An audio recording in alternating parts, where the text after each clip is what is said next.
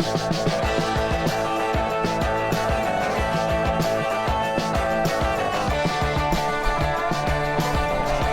yeah. I love this intro music. I talk about it every time. Yeah, it's really... Who did this? My brother made this. Oh, it's well done. Yeah. Very good. Perfect for radio and perfect for To Live and Bike in LA. Welcome back, everybody. I am your illustrious host, Hannah and Seavey, here for episode 5. We've started posting. We exist now in the world. Mm-hmm. And we're episode 5 here with the very lovely and funny Mr. Jimmy James Callaway. Oh, thank you, Handren. That's Is very sweet of you. Your middle name James? That would be great. Yes, it actually... Jimmy my James? full name is James Callaway, James. but it was, Jimmy is just kind of more of a nickname. Jimmy is a nickname that is not a shorter one. It's just a different name. Yeah, it's the exact same number of letters. Yeah.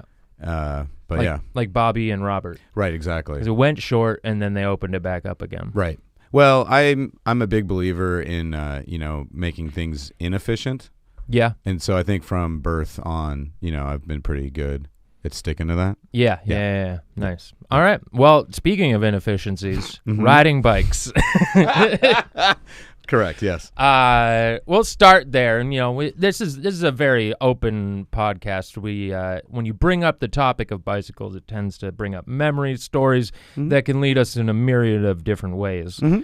But I find biking is a great place to start, and especially if you're a resident of LA and you have any biking experience in LA. Have you biked in the city? I do. Never. I haven't biked in probably 20 years. No kidding. Yeah. Haven't been. Do you think you could get on right away? I think so. Yeah. I think I could pick it up. It's like What is it? I don't really have an analogy for it, but I'm sure it's pretty simple. I wonder if that analogy is true, because everybody, it's like riding a bike. But I wonder, you would be a great test example. Yeah. We should film that for the show. Is that a true analogy? I feel like it is, though. Like, it is a fairly simple... Because it is like a thing in your mind of getting that type of balance. I can remember very clearly the first time I rode a bike without training wheels, and it really felt like a switch had gone off in my brain that wasn't going to get switched back. Yeah, totally. So I feel very confident that I could still Yeah. get up on a bike and ride it, yeah. Well, we're going to have to put that together for sure. I think that's a great idea. So where was the last time you rode a bike? I want to say it was around when I was about 19 or so, and I had moved out of my parents' house, and this is in San Diego, California. I moved to a part of town called Bankers Hill, which is kind of between downtown and uptown San Diego. Along the park kind of there? Yes. Okay, I know what you're talking about. So I biked San Diego. Oh, yeah. It's a very big biking town. It is. It's not bad. A little hilly in parts. But it was the first city I'd ever been in that had a bike lane on the freeway. Oh, yeah, down along the water there. And, well, out into where we live, I lived in a place called Alpine, which is kind of rural. I know Alpine, yeah. I've done a show out there. And, oh, really? Yeah. Was that like if it were in Maine, it would be a snowmobile bar. It was like a shack on a road. Was it the Casino Inn? No, it was with Comedy Heights. Oh, okay. They did on a Thursday. They would have you for Friday, Saturday in San Diego, and then on Thursday they would send you out to Alpine to do some weird rural bar. Wow. And the people that were there were just like, can't believe you're out here. That's what I said to myself the entire time I was living there, yes. Yeah. Yeah. But it's a beautiful part of land. Oh, I mean, the whole city of San Diego is gorgeous. I've had enough of it to last me for a while. But it always seemed like a very bike friendly place, because I was actually born in LA, and then my dad got transferred down there, and he's a huge bicyclist. No kidding. Yes. Oh, both my parents. This explains. Now we're getting into why you became a man, and you're like, not the man my father was. Yeah, more or less, actually. Well, my dad sold my bike out from under me when I was 20 years old. Ooh. So I was like, well, I guess that I don't have a bike anymore. Why? What were the circumstances for the bike sale? As I recall, I had moved out of my parents' house when I was 19. And then you left the bike there? I took it with me. Okay. But then I was forced to move back in like a year later, maybe like 9 or 10 months later. I have had a similar experience. I think most people have that false start where they get out and then they have to come back. I for a minute. can do it. Wait. Yeah. So I moved back to Alpine, and then we moved from Alpine to Spring Valley. Yeah. And so in the course of moving and getting all this stuff out of there, my dad just sold my bike. And I came into the garage like, hey, where's my bike. Oh, buddy, I sold that. And I was like, oh, I didn't think you were using that anymore. That was more or less, I think his exact words were, hey, I paid for it. Ooh. That is rough. I mean, we get along better now, but yeah. Especially if it was I don't know how you got the bike. Oh, it was a GT Performer. I was very proud of it. It had pegs on front and back. Yeah, and so it was a good bike. It had a chunk from the Goonies sticker on the fork. We're talking like a BMX? Yeah. Okay. My dad worked with a guy who was like a professional trick bike rider, like he, half pipes and shit like that. Yeah. And so he always had extra bikes. So I think he gave them to my dad or for very cheap for a bike for me and for my sister. Interesting. So and they was were your very dad tricked out, yeah. Into BMX biking? No, he's more of a 10-speed kind of guy. Like road bike. Yeah, but he'd also, like, before I was born, he raced dirt bikes for a while and stuff. Yeah, so he's always kind of been into the whole thing. This is what And then this is what he has wrought. Now I know. I was into professional skiing. I was a X Games skiing. Is that right? And like grew up like mountain biking and shit like that. Now I know what my kid's gonna look like. Yeah, more or less. Alex P. Keaton. Mm-hmm. Slightly less conservative. That's so interesting. I did not know this background. Yeah.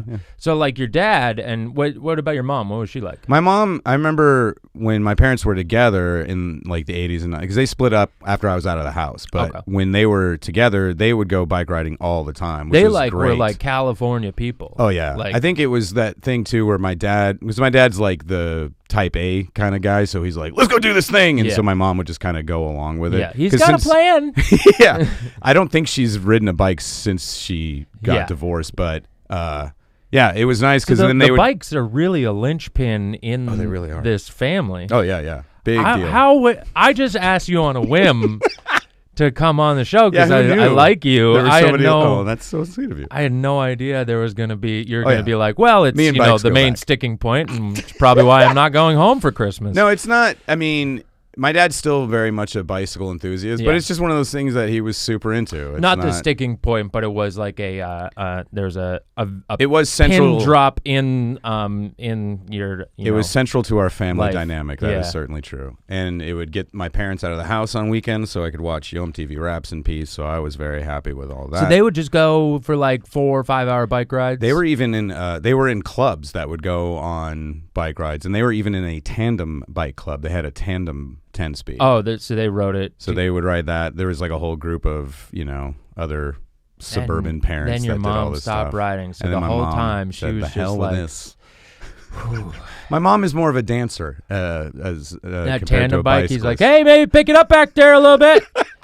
Feels like somebody's not into this. I remember very clearly there was a segment done about them on a local news broadcast, and one of the last shots is the whole group riding towards the camera. Her feet are just off the pedals. No, you see my old man goes to wave to. It's in slow-mo, so he goes to wave to the camera. It just fully blocks my mom's face. It would seem like a pretty good analogy for their relationship.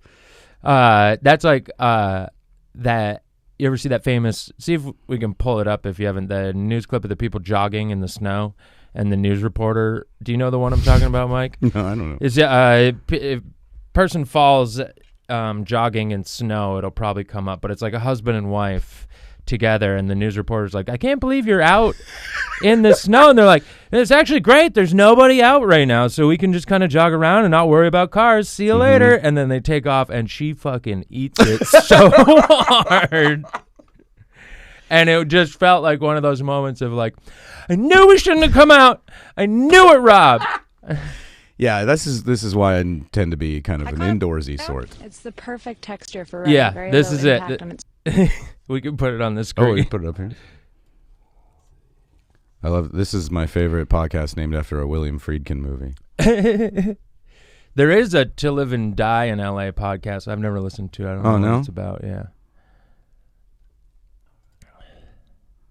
Michael, who were jogging by and were nice to just stop for a quick second. And I said, what are you doing running? And you're saying it was really good out? It's the perfect texture for running. Very low impact on Tell this them what I dry told you to snow, say, so you honey. don't get wet. Ironically, it What was have you not seen the while you've been perfect out running? texture. It's been a lot of fun. There's a lot of other runners and more skiers than runners for sure. I think they've got a little bit of the advantage with the whole stride and glide thing, but it's too nice to not be out here. Keep on the run. I'm sorry to have kept you, but I appreciate you guys talking with us. Stay warm. All right, thanks. We've seen a lot of people out here, like you said, running, sledding, just enjoying Why don't they it. cut One thing away? worse, Oh, poor thing. that could happen, unfortunately. She beamed her head. Nailed her head real high. Yes. I want to go Oh, back. I goodness. want to go back.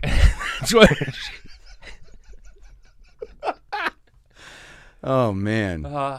This is why I mean I'm a lifelong Californian, Yeah. born and The people raised, out and here I don't that- understand snow. Oh at yeah, no, all, play it or again. why I want people would live where see there is this head snow. hit.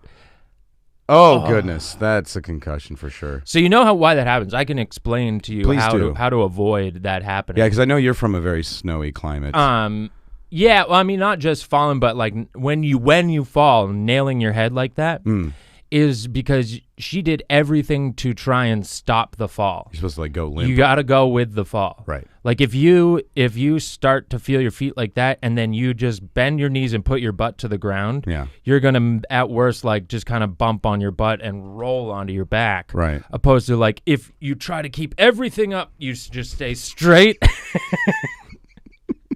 Yeah, it's just like an icicle or something. Yeah. That's an analogy right there. But that's how, like, in skiing and in just running and stuff, people will blow out their knees and stuff like that. And it's a lot of from trying to save face and not fall, where if you just fall with it, it'll be a little bump, but it won't do the damage. Where this doesn't really ever come up? Laying in bed reading, which is what, Is that your big that tends sport?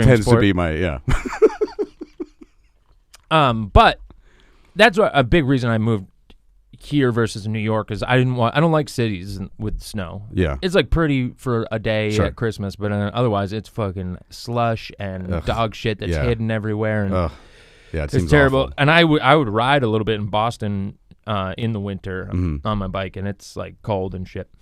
But in the mountains and stuff, snow's pretty fun. Yeah, I guess that's I don't true. like the cold either. I'm not No. a fan of cold, but snow's fun. There was, like where I grew up in San Diego, there's Palomar Mountain, which would always have snow on it in the winter. So we would go up there sometimes around Christmas time to play in the snow and sled and stuff like that. But yeah, then we went back to our house that didn't have any. Oh, you do same day trips? Yeah, because Nice. we lived in Alpine's not far from Yeah, Palomar at all. So you just go up a little in elevation and it's snowing up there. Yeah. Yeah.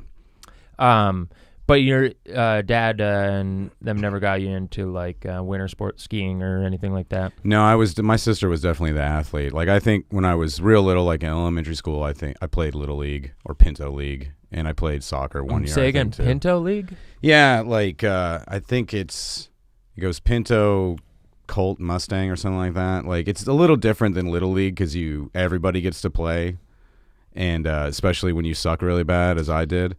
Just the name seems a bit Yeah. racist. No, it was named after Tom Hulce's character from Animal House. I wasn't aware. I forgot the name Pinto.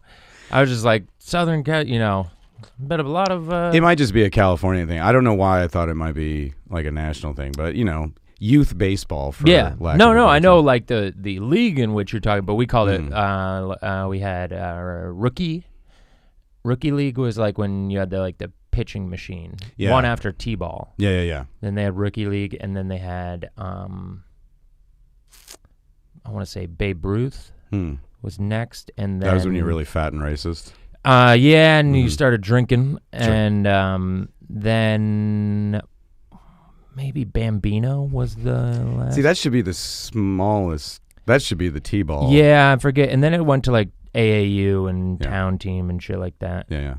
But that was all I played. I did baseball. I didn't do any of that shit for football. And then like soccer. I didn't play football. I played soccer. And that was all just through the school. Yeah. There's See, I didn't do anything like Why that. did towns organize to get kids to play baseball? You can keep them off the streets, I guess. Yeah, I don't So know they're about that. They're not throwing, rocks through old Mr. Hooper's candy store window. I think they're being indoctrinated by the tobacco companies. Oh, that could also be the case. I know Big League Chew was definitely a big influence on me as a youngster. Yeah. And I mean, just think. I could see if you look back to like the 1930s or 40s, maybe right after the war, some tobacco companies sponsoring town municipal sports. Yeah, and that's why where you get baseball cards from. And yeah.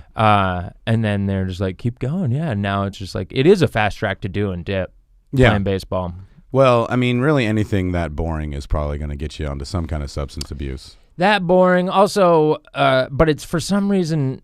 Like a lot of hockey players dip too. Is that right? Yeah, it's. I didn't know that. And if you weren't, for some reason, you can't do it running, like in football. But because in baseball it's just a little spurt, you can do it. It like wakes you up. Like packing a huge lip. Have you packed a lip before? Yeah. Yeah. It fucking. So that's why baseball players will do it right before they could go up to bat or something. Right. To be like, it's like a fucking caffeine shot. Oh, okay. Focus. I thought it because I remember when like I used to see guys in the dugout smoking cigarettes, and then I thought that then they banned what ends that. up is you end up getting addicted to it, right? And so you will sit there the whole game with a lip in, right? And then you'll throw that out and pack a huge lip, to really get you when you go up to bat. But yeah, no, it becomes you're doing it the whole time. But the purpose for doing it in the first place was, and it doesn't. I mean, nicotine is a mind sharpening drug, so it does like add a little advantage. Yeah, in that way. But I was friends with baseball players and hockey players all in high school and stuff, and so they always had it, and I just started picking it up. And it is great for skiing too. It's a good skiing. Oh, sure. Yeah, that drug. makes sense. Yeah.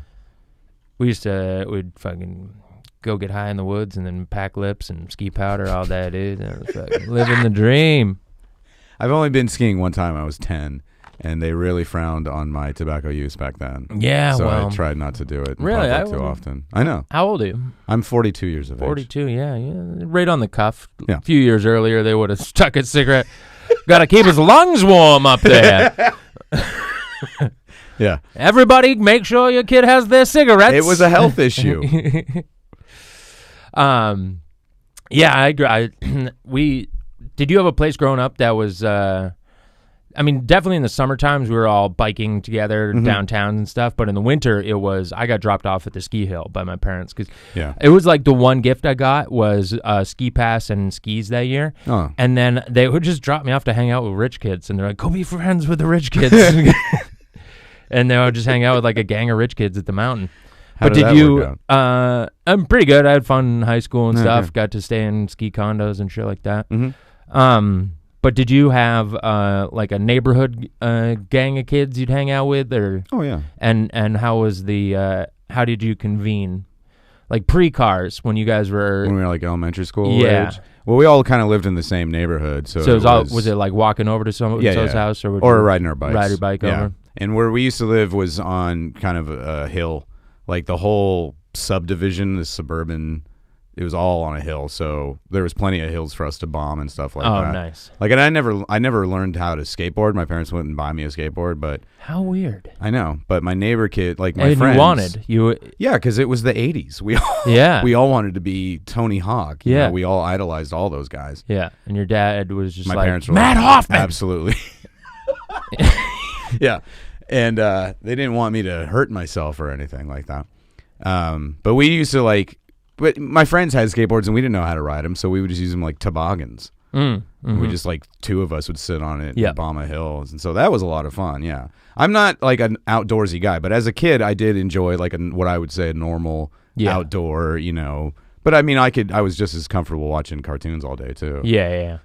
But especially around that time, we were talking like late '80s, San Diego. Like, you'd have to be a real rebel against the outdoor lifestyle to be living in San Diego. Like that's the fucking. You grew up in Rocket Power, basically. Do you remember that show? No. Do you ever hear about that? It's probably a little bit after your time because it was on when I was like maybe too old to be watching cartoons. But it was like took place maybe Santa Monica or maybe even San Diego, but it was like 4 kids that all rollerbladed, skateboarded, and biked, and it was like haggles every day. It was nice because we weren't ever cooped up. Yeah. So like going outside was always an option. Yeah. No matter what time of year it was, unless maybe it was raining or something. Yeah. But even then, would you go on excursions as rascals to the beach together? Sometimes. Yeah. Yeah. How would you have to get there? We would have to get one of my friend's older sisters or somebody to drive us. She hot? Yeah, I remember her being pretty attractive. Nice. She was a little old for like we were 10 and she was like 16 or 17. Yeah. But we were combing the beach for more like 11, 12, near or our age. Yeah. And then like my mom would take us sometimes too. And she was, That would she stay with you? Would the person have to stay? Well, that was the thing is that if it was your older sister, the older sister, she would be like, "Get away from me! I'll meet you back here." Well, as I remember, one time Kim Wilson took me and her brother Robert to the beach, and she let us wander off, and then we ended up talking to some ladies, and she was freaking out because we had been gone for like an hour and a half or something like that. And she found us eventually, but boy, did we get a yelling at. Yeah, I've never lost a kid for that long, but. Well, I used to coach skiing up the mountain, and all the kids were like really good at skiing, so I was never worried about them because we were coaching like competitive athletes, but it would be like 8 and 9-year-old kids who competed and stuff, and you just like all of a sudden you like stop on a run and look up and you're like, oh shit, we lost one. And it's usually just they went down the wrong trail. They didn't see everybody turned over to this trail or something. Right. But you'd go down the Black Diamond Trail on accident. Well, that's the thing. They're fine. They could all ski any part of the mountain. Like okay. They were that. I didn't worry about them in that way. But it was just like, well, everything's at the bottom, so just they'll end up at the bottom somehow. Just go to the bottom. Right. And then occasionally you'd tell the kids too, like first go to where you think the team's going at the bottom. Then if they're not there, they go to we had our own lodge that the school had there. And it was go there. And so every once in a while, you just get a radio and like, yep, one of yours showed up. And you're like, okay, tell them we'll be right over to pick them up. It sounds very Better Off Dead. Yeah. Very fun existence. Oh, yeah. It's a very, like that, some of that lifestyle of it is very true. And also just like the attitude around the coaches and in the coaches' room and the coaches between the parents, because it was a private school, is like way different than it is a public school and way looser. And when I was coaching full time, you'd have I pretty much have the kids like 6 days a week. They would be with me at least half the day because they do classes in the morning and then we'd ski half the day and then I'd drive them back to school.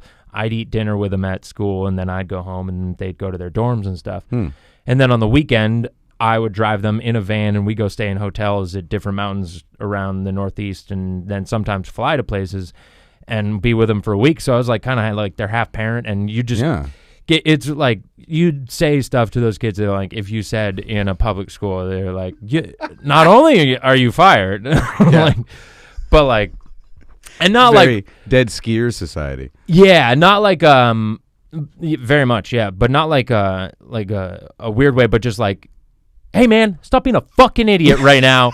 We're trying to get through airport security. Like you just say shit like that to a 14-year-old. Right. And then if they told their parents like that, their parents would be like, well, you being a fucking idiot? Yeah, You're trying to get through security. Listen to what he says. Did any of those kids go on? It's like they're. Can you be a professional skier? You can, yeah. I tried. Oh yeah. Yeah, I competed at the professional level for like 2 or 3 years and lower levels. Yeah, you mentioned that coming up to that in this. But I got stuff for free. I never made money off of it. I would say like the top. It's maybe kind of like comedy then. Very much, but the amount of people that make money on it is much smaller percentage than the amount of people doing it. That's a small number. Yeah. And especially when I was doing it, it was like 20 people maybe were actually getting paychecks from companies to ski for them, as well as winning competitions that were $50,000, $60,000. Pre-Shaun White. This is right when Shaun White was starting. He and I are the same age. Oh, okay. Yeah. I think, or he might even be a couple years younger than me, but this is like around his first X Games and stuff. Oh, okay. One of my best friends became one of the, best friends skiing at the time became one of the biggest guys in the sport. Oh, wow. And he was getting, this is all speculation, but like from Oakley, he would get like $80,000 a year just in endorsement money, plus plus all the clothing and everything that. Man. But that's his money that he has to pay. That probably comes down to he takes home 50-40 of that. I mean, that's still a damn sight more than yeah. And plus they're paying for all his travel and stay at all the competitions he does. But it's pretty much like, okay, the life is still like, you gotta fucking hustle, because it's like you have 40 grand. Mm-hmm. You don't have to pay to stay or ski anywhere, mm-hmm. or any equipment or anything like that. But if you don't win more money, you only have 40 grand. Right. So it's like, okay, life is kind of taken care of, but there is pressure to go out there and perform in order to make, because you can win 50, 100 grand at some of the competitions. Does he still ski? He does not. I mean, he still skis casually, but he did a solid 10 years competing. He won 4 or 5 X Games half pipe medals and other stuff. Simon Dumont, look him up sometime. Okay, yeah. Shout out. Actually, if you can pull up Simon Dumont fall, he had a great fall too. Broke his pelvis. Ooh, that's a real agony of defeat fall. Yeah, just exploded, just dropped out of the sky, exploded. But how did we get on this tangent? We were talking about the group. Oh, losing kids. Yeah. That your friend's sister lost you at the beach. Yes, right. What beach was it? Was it Coronado? I think it was Huntington Beach, actually. This is when we still lived this is closer when you're in LA. to here, yeah. Yeah. God, that area was like, growing up doing extreme sports and stuff, to be a California kid was cooler. I thought it was cool. Like, if I heard, it really was. There's occasionally, during the summer, some people would come from California to Maine to visit. And sure. You're fucking California. Awesome. Yeah, it really is something. And as a kid, if you went to a different, I don't remember traveling out of state very often, but whenever you did, people were always like, "Wow, you're from California." It was always such a thing. Yeah. Well, and it's definitely because of TV and stuff that it was. They're making the TV here. They're going to make the place where they're making it seem cool. They're not The Wire. I knew a girl she went to college in Amherst, Massachusetts. Went to UMass. Yeah. And people were like, "What's her wife's name?" Huh? Go on. I don't know. We don't speak. We were engaged at one point, though. So it's funny to bring that up. But yeah, she said when she first got there, everybody who was from there could not understand why she'd want to leave California. This might be it. So he's trying to get enough speed to clear this jump, and he's hitting it for the first time. Overshoots by 100 feet. Yeah. Shit. And really bad. So he's getting pulled in by that snowmobile. What? Oh, this is just testing it out. He's like, let me see. And then he goes way over. Oof. Is that the one where he broke his pelvis? Yeah. And his body just exploded. Is that the end of his career? Nope. Came back and won after that. Wow. But was done for the rest of that year. Oh, certainly, yeah. Jesus. I'm done with it now. To show a good one of them, to give him some, if you put in Simon Dumont, quarter pipe. Focus on the negative. He did set the record for quarter pipe air, height out of a quarter pipe. Oh, wow. And he did it at our home mountain in Maine, Sunday River, yeah. What is the record? Well, I don't know if just anybody's even tried after him, because it took a lot just to build the quarter pipe, but I think he goes 38 feet out or something. Good night. That's a lot. It's so long ago that I'm surprised, so I think people could beat it now. Came here. Yeah. Quarter pipe looks really good. And you went to school with this guy, or you just knew him from skiing? So we skied together. He went to a different school, but we didn't. We both skied with that ski academy that I ended up working for, but neither of us went to the school. Oh, I see. It's probably they show him bullshit. This is him just testing it out. Jesus. And he has a couple little falls there. But he did gymnastics too. He's a little guy. Sorry, Simon. He's a shorter fellow. But he's 5'4", I want to say 5'5", but was this gymnastics guy, and was just a ball of muscle. Could just do standing backflips and stuff, and that's why he's so good at skiing. It was just put as somebody who does gymnastics on skis, and super natural. Yeah, you got to watch out for us little guys. Yeah, we got something to prove. When you're low, you got the gravity low to the ground. Yeah, that's true. It just makes for a better. Balance and be able to do shit like this. Mm-hmm. God, they really milked the shit out of this for a 8-second clip. Here it is. Well, it's a record-setting. Holy Lord. So he does, I think it was 30, that is bananas. 38 feet down.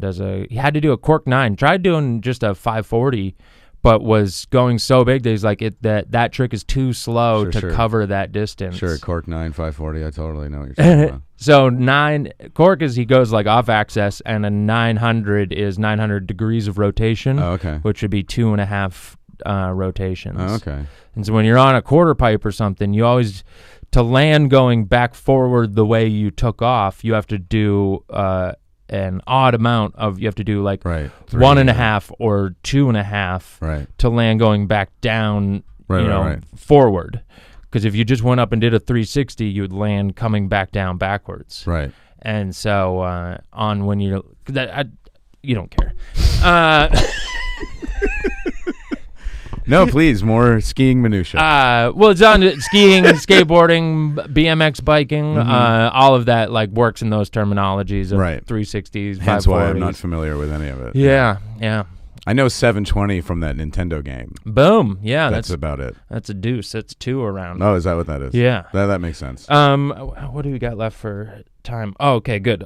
Just enough time to pull up the last clip I want you to see is that Tanner Hall one. It's another skiing clip, but this is more for the reaction to what happens, and by the skier himself and those around we'll see what type of person you are. Can you laugh at somebody in pain? I mean, it's not my favorite thing to do, but yeah. I love people getting hurt. I mean, I'm a big Instagram fan of the Three stuff. Stooges. Yeah, but that's no. I like it's got to be real. But my favorite is when people are going for something, when they're trying to do it and they get hurt. Because I go, you put your that's not an innocent getting hurt. Yes. So we got volume. They brought on it too. upon themselves. Yeah. Yeah, I get what you're saying. All right. Oh, good God. Ow! Bro, my ankles are broken! My ankles are broke! His ankles are broken! I got broken ankles! Just didn't go fast enough. I mean, I'm not laughing at the fact that he broke his ankles. No, that's it's horrible. That very, very articulate cry for help. And my favorite is the guy who yells, his ankles are broken, after everybody heard it. Because if that happened to me, I don't know that I'd be able to form words. Yeah. I would just be screaming. Or especially like, I know, that's to be, boom, this is where it is. This is what hurts. How did he give himself a diagnosis? I know, right? How bad did, but I would love if a doctor was there. It's like, I mean, technically they're shattered. A break would be one. What you have is a very severe sprain. This is actually, to the layman, your ankles are broken. But the pain must be so. Oh but the God. last one really shows the pain too, where you just, my ankles are broken. Yeah, that's when this pain's really starting to set in. Yeah, because there was probably that instantaneous moment of just shock where he didn't feel it yet. The swelling must have happened so fast and so tight in ski boots. See, again, no to thank just you. Be like, I will be laying down very quietly in a room somewhere. Yeah. Opposed to trying that. As opposed to this, yeah. I think there's a middle ground. I don't disagree. Like those guys who are up there. They don't have to be doing They were that. getting into the outdoors and not doing that. They're just watching people do that. Yeah, I don't know. I mean, maybe you have more insight into this, but where that disconnect comes from, like, oh, let's spend a nice day outdoors getting some exercise versus let's risk life and limb. I don't know. It definitely is. I mean, even when I think it's just something. It is something in person because, like, I'll go for a hike and then on the hike be like, climb that tree. Like they just. You just walk around going like, how can I make this experience a little more than this experience? It's just how it is. I don't know why, but it's like, especially in mountains and in nature and stuff. And I definitely grew up, like I grew up deep in the woods. Sure. And so conquering nature was just like part of growing up was like, can I climb this tree? We're going to go climb that mountain, started doing rock climbing and stuff. So there's always that thing of like that human drive, I think, that some people have of just like, I'm going to fucking go run down this hill. Because it's there, I guess. Yeah, I've and skiing especially what blew me away. And you get it sometimes with biking. Although now I'm much more scared of it biking, and especially on pavement where there's cars and shit. But when you hike a hill or walk a street, and especially it's a hill, and then you go down it on skis or on a bike, and you just feel how fast you're covering ground. Like and you just think of it like, I can't run this. Like, imagine I was running this fast down this fucking hill. It just kind of blows you away of like, it does feel like you're like a little bit of a superpower. Yeah, of like, I I'm get going to that. shoot down this thing. I get that. But it's on the bike, it's just too much. What scares me is trusting the bolts. There's like there's a lot of like Somebody's little monkeying with your brakes beforehand. Yeah, where skiing is a little less. There's 4 screws that Right. hold your bindings to your skis, and other than that, like I'm confident with my feet on the ground and stuff. Then I'm in control. But yeah, biking is a little like I never just really open it up coming down like one of the steep hills around here or something. Yeah. You'd have to be really. And also I'm 35. I don't want to be like, how'd you lose your 2 front teeth biking? Like a child. Yeah, that's good. When I was a kid, one of our like family friends was this dirt bike racer named Mickey Diamond. And he was like very big. That is a dirt bike racer. Yes, we checked out. Absolutely.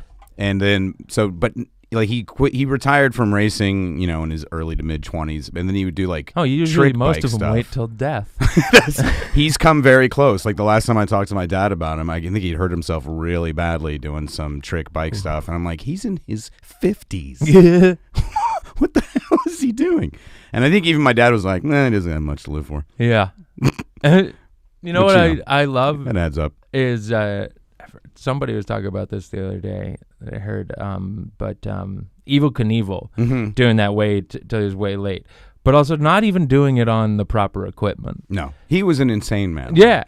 There's no getting around that. I love Evel Knievel. One of my favorite actors. Have you ever seen any of his films? No. Oh, they are delightful. I cannot no. recommend. I can't think of the name of the one I'm trying to think of right now, but it's he plays himself basically. I'd hope and he's so. terrible at it, but it's great. Nice. Yeah, it's very entertaining. Well, I'll tell you what. I am going to check out one of those, and then we are going to set up. You can wear the Evel Knievel outfit, and we're going to see if Jimmy can ride a bike after not doing it in 20 years.